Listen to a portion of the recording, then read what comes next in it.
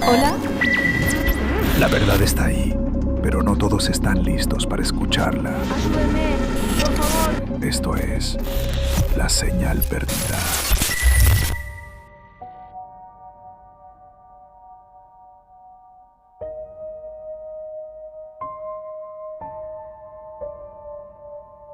En el Londres victoriano de 1888, mientras Jack el Destripador ensangrentaba los callejones en los salones de té de la clase alta, se gestaba otro tipo de oscuridad.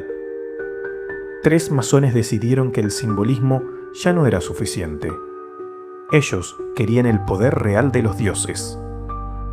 Hoy, en La Señal Perdida, abrimos el libro de Thoth para diseccionar la Aurora Dorada.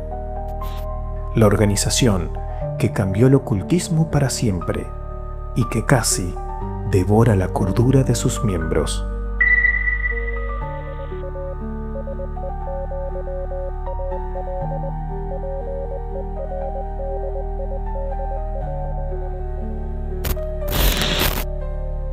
Desde la psicología forense, el primer paso de cualquier grupo de alto control es establecer una fuente de autoridad incuestionable.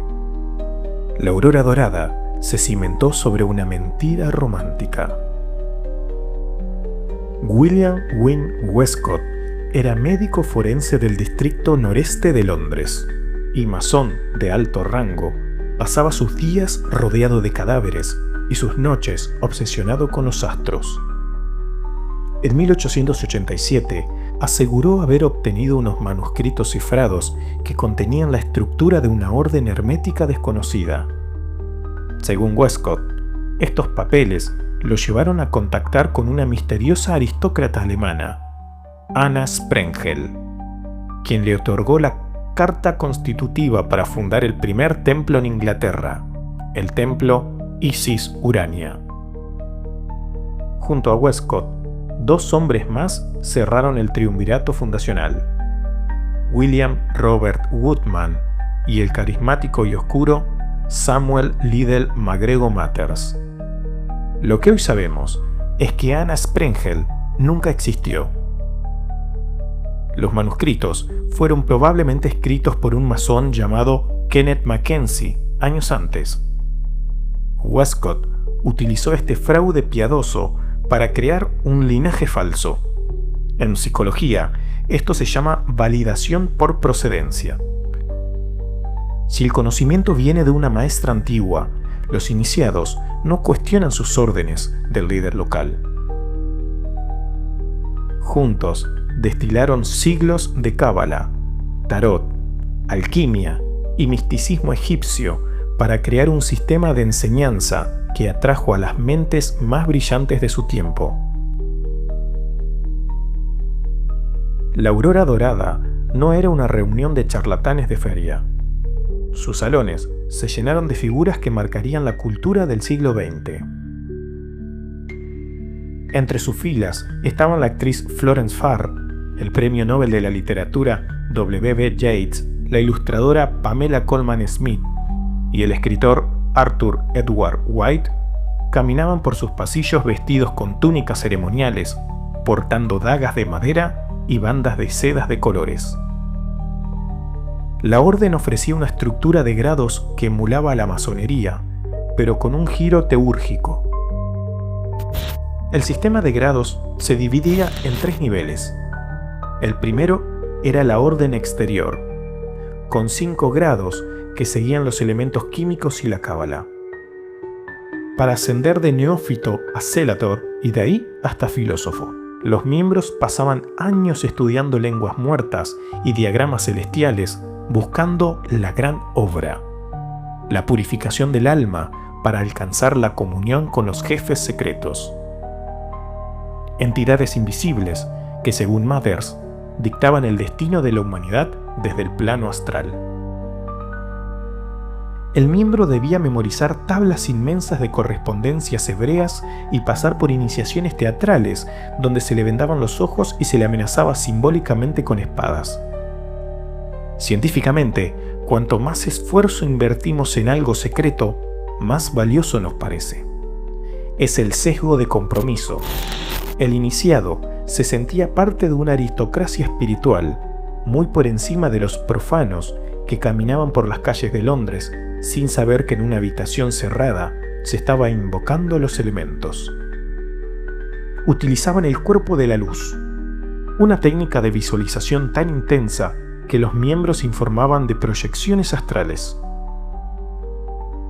Desde la psiquiatría, esto se conoce como una inducción de estados disociativos. El sujeto pierde la frontera entre su imaginación y la realidad física. Toda estructura cerrada, por culta que sea, es vulnerable al narcisismo maligno. La estabilidad de la orden comenzó a tambalearse cuando Mathers, instalado en París, cada vez más autocrático, introdujo a un joven rico y rebelde, Aleister Crowley. Crowley, dotado de una inteligencia feroz y de un desprecio absoluto por la moral victoriana, ascendió rápidamente, pero su presencia resultó ser tóxica para los miembros de la Logia de Londres. Veían en él no un buscador de la luz, sino un libertino oscuro.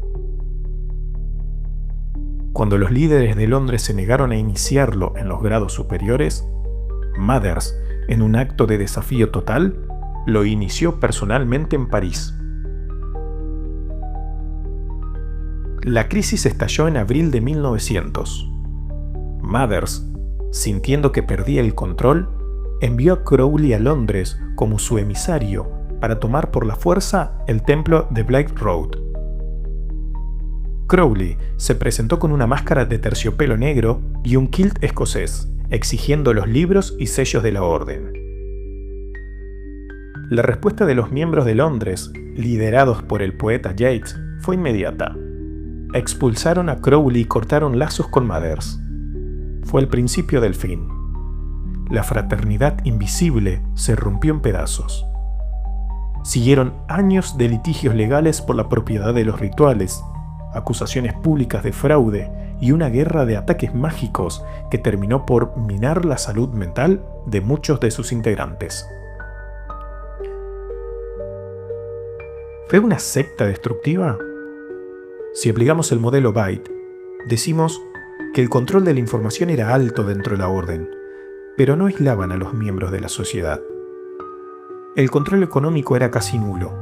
De hecho, los líderes solían terminar en la pobreza mientras que los miembros mantenían sus fortunas. Para 1903, la Aurora Dorada original había dejado de existir como entidad unificada. Se fragmentó en pequeñas órdenes disidentes. Tras la fractura de sus cenizas, nació casi todo el esoterismo moderno. Arthur Edward White y la artista Pamela Colman Smith crearon el famoso tarot Rider-Waite, el mazo más utilizado hoy. Sus símbolos no son de adivinación, son el manual de entrenamiento mental de la aurora dorada puesto en cartas. Mathers murió en 1918, víctima de la gripe española, aunque algunos de sus seguidores afirmaron que fue víctima de un bombardeo psíquico. Westcott huyó a Sudáfrica para alejarse del escándalo, y Crowley fundó su propia religión, llevando el ocultismo hacia senderos mucho más oscuros. Sin embargo, su rastro no desapareció. Las cartas del tarot que hoy vemos en cualquier librería, los rituales que inspiraron la literatura de fantasía moderna y la estructura de la espiritualidad New Age tienen su origen en aquellas habitaciones cerradas del Londres victoriano. La aurora dorada fue al final el último gran intento del hombre moderno por reconciliar el rigor del estudio con el abismo del misterio, una chispa que se extinguió consumida por el incendio de sus propios egos.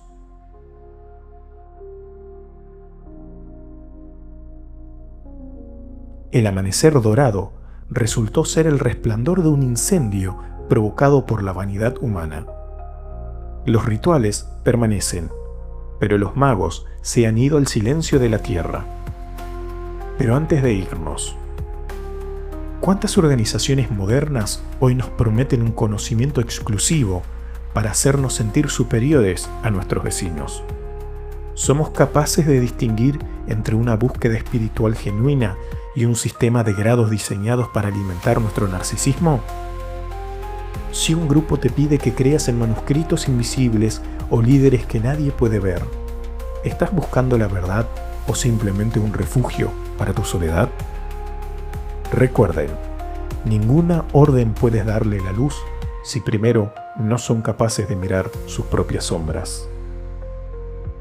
Vuelvan al mundo de los vivos, si es que aún pueden. Buenas noches. Mentira, delirio, verdad. Nosotros solo encendemos el micrófono. Lo demás está en vos. Algunas historias logran contarse, otras prefieren quedarse en la oscuridad. ¿Y vos? ¿Te animás a mandar la tuya? Queremos escucharte. Mándanos tu historia a micronicaparanormal@gmail.com.